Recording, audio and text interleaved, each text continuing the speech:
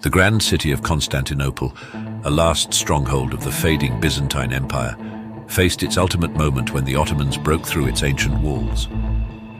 This historic event followed a 55-day-long siege where Mehmed's forces encircled the city both by land and sea, relentlessly bombarding its formidable defenses with cannons. The conquest of Constantinople marked the end of a crucial defense for Christian Europe against potential Muslim conquests, paving the way for the Ottoman Empire to expand unchecked into Eastern Europe. Before embarking on a journey in the labyrinths of history, subscribe for more enriching historical knowledge. By the mid-15th century, the once mighty Byzantine Empire was on the decline. It had lost most of its territories, and its power struggles with Balkan neighbors and Roman Catholic foes had left it with just Constantinople and the nearby lands. This great city, which had once boasted a population of around 400,000, now had only 40,000 to 50,000 residents due to devastating sieges. Outside the city walls, there were vast open fields. Relations between the Byzantines and the rest of Europe had soured over the years, marked by the religious split in 1054 and the Latin occupation of Constantinople in the 13th century. While there was mutual distrust, it was clear that Byzantine control of Constantinople was vital to prevent Muslim dominance in the eastern Mediterranean on both land and sea. Unlike the struggling Byzantines, the Ottoman Turks were on the rise. They had expanded their rule across most of the Balkans and a large part of Anatolia. In the late 14th century, they even conquered some Byzantine cities to the west of Constantinople. During this time, Constantinople had to acknowledge the authority of the Ottomans. Hungary posed the biggest challenge to the Ottomans in Europe, while Venice and Genoa controlled important waterways like the Aegean and Black Seas. In 1422, Sultan Murad II besieged Constantinople, but had to end the siege to deal with a rebellion in another part of his empire. In 1444, he faced a significant defeat against a Christian alliance in the Balkans and temporarily stepped down, letting his son Mehmed II take over. However, he returned to power in 1446 after defeating the Christians and remained the Sultan until he passed away in 1451. In 1452, Mehmed II, now the Sultan once again, was determined to fulfill his father's goal of capturing Constantinople for the Ottomans. He made peace agreements with Hungary and Venice, which bought him some time. During this period, he initiated the construction of a fortress called Hogazkese, later known as Rumeli Hisari, strategically positioned at the narrowest point of the Bosporus to control passage between the Black and Mediterranean seas. Mehmed had a critical task at hand, breaching the formidable walls of Constantinople. He entrusted Hungarian gunsmith Urban with the job of both arming Rumeli Hisari and creating powerful cannons capable of breaking through the city's defenses. By March 1453, these massive cannons were transported from the Ottoman capital of Edirne to the outskirts of Constantinople. As April came, Ottoman forces swiftly captured Byzantine coastal areas along the Black Sea and the Sea of Marmara. Troops from both Rumelia and Anatolia gathered outside the Byzantine capital. Simultaneously, their navy moved from Gallipoli to a nearby location called Diplokionion, while Sultan Mehmed II himself set out to join his army. During this critical time, Byzantine Emperor Constantine XI, Palaeologus, sought assistance from major powers in Christendom to prepare for the looming siege. Hungary declined to send aid, and Pope Nicholas V, instead of providing troops, saw this as an opportunity to work towards the reunification of the Orthodox and Roman Catholic churches, a long-standing goal of the papacy since the schism of 1054. While Orthodox leaders voted in favor of this union, the people of Constantinople vehemently opposed it and even rioted in protest. Some military support did come from Venice and Genoa. An Ottoman attack on a Venetian ship in the Bosporus prompted the Venetian Senate to dispatch 800 troops and 15 galleys to assist Constantinople. Many Venetians already in the city also chose to join the war effort, but unfortunately the majority of Venetian forces were delayed and couldn't arrive in time to provide substantial aid. Genoa contributed to the defense by sending 700 soldiers to Constantinople, led by Giovanni Giustiniani Longo, who arrived in the city in January 1453. Emperor Constantine XI appointed Giustiniani as the commander of his land defenses and spent the winter strengthening the city's fortifications in preparation for the upcoming siege. In the 15th century, Constantinople boasted some of the most impressive walls in all of Europe. These walls were incredibly sturdy, stretching for about 4 miles and consisting of a double layer of fortifications with a protective moat on the outside. The taller of the two walls reached heights of up to 40 feet and had a base as thick as 16 feet. These walls had never been breached in the 1,000 years since they were built. Additionally, there was a seawall running along the Golden Horn and the Sea of Marmara, which was about 20 feet high and 5 miles long.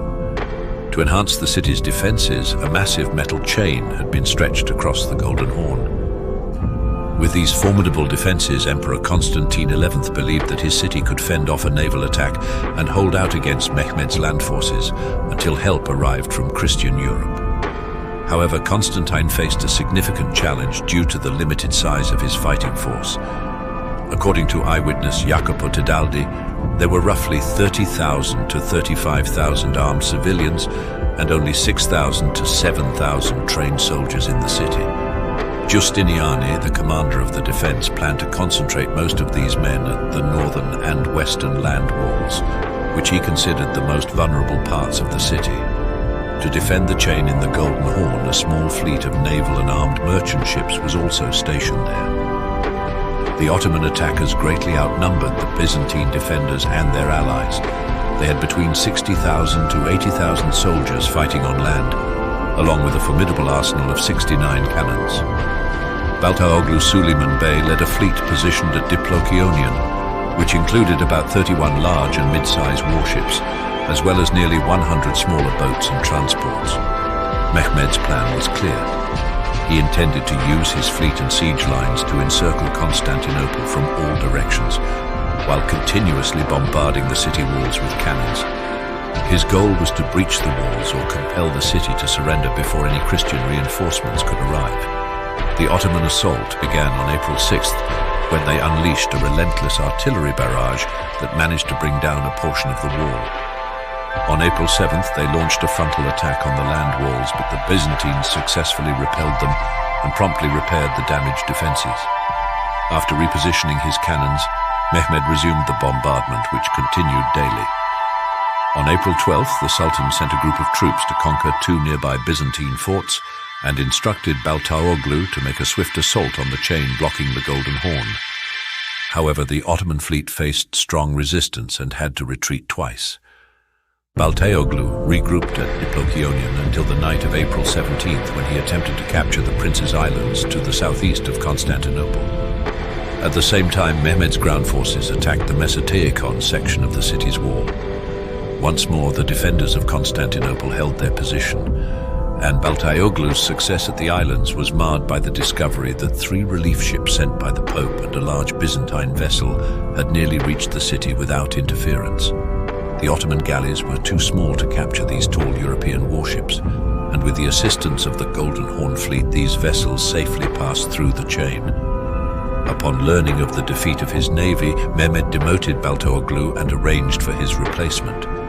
Mehmed was resolute in his plan to control the Golden Horn and exert pressure on the Byzantines to surrender. He strategically positioned one of his cannons to target the defenders guarding the chain and began constructing an oiled wooden ramp. His intention was to carry his smaller ships overland from the Bosporus to the Golden Horn. By April 22nd, the Ottoman vessels had successfully bypassed the chain using this method. With the exception of the chain itself, they gained control of all the waterways surrounding the city. With Constantinople fully surrounded, Mehmed continued bombarding the city's land walls throughout May 29th. The Ottoman cannons caused several breaches, but most were too narrow for troops to pass through. The defenders of the city worked diligently to repair the walls during the night and reinforced vulnerable areas, especially at the damaged gate of St. Romanus and the Blackernai sector. In the early hours of May 29th, Ottoman laborers filled the moat that encircled the city. Just before dawn, Mehmed launched a coordinated assault involving artillery, infantry and naval forces. There were 2 unsuccessful attempts to breach the gate of St. Romanus and the Blackernai walls, as the defenders put up fierce resistance. In a third attempt on the gate, Mehmed deployed one of his elite palace regiments, the Janissaries, consisting of 3,000 soldiers. Some of them managed to reach the top of a tower through another gate, but faced heavy resistance until Giovanni Giustiniani Longo, the commander of the defenders, was gravely wounded by Ottoman gunfire while on the ramparts. Giustiniani was taken to the rear for medical attention, but his absence led to confusion and lowered morale among the defending forces. Exploiting this opportunity, Mehmed sent in another Janissary regiment, and they breached the inner wall at the gate of St. Romanus. This breakthrough led to a retreat of the defenders, and many Venetian and Genoese fighters retreated to their ships in the Golden Horn. Emperor Constantine XI is reported to have died during this phase of the battle, either while fighting near the breach or attempting to escape on a boat. While the Sultan attempted to prevent widespread looting, he allowed an initial period of plundering that resulted in the destruction of some Orthodox churches. Once most of Constantinople was secured, Mehmed rode through the city's streets to the Grand Cathedral of Hagia Sophia, which was the largest Christian cathedral at the time. There he converted it into the Mosque Hagia Sophia. After pausing to pray, he ordered an immediate halt to all further looting. With this, the Sultan had successfully completed his conquest of the Byzantine capital. Mehmed II and his army showed remarkable restraint after capturing Constantinople. Instead of widespread violence, they chose to spare the lives of common people and nobles. They often allowed them to return home after receiving a ransom. Those who continued to fight after the city surrendered faced the harshest consequences. Mehmed aimed to make Constantinople a diverse and multicultural city. He resettled it with people from various backgrounds and religions. Additionally, he moved his capital from Edirne to Constantinople, establishing it as a symbol of his empire's multiculturalism. Mehmed even started to see himself as the rightful heir to the Roman Empire, including all its historical lands. To assert this claim, he launched campaigns that firmly brought the Balkans and Greece under his rule by the late 15th century. Mehmed's conquest of Constantinople had significant consequences for Christian Europe. With the loss of this major stronghold and access to the Black Sea, Christian kingdoms turned to Hungary as their last defense against Ottoman expansion into Western Europe. Moreover, many historians believe that the migration of Greeks to Italy following the fall of Constantinople signaled the end of the Middle Ages and the start of the Renaissance, a period of great cultural and intellectual revival.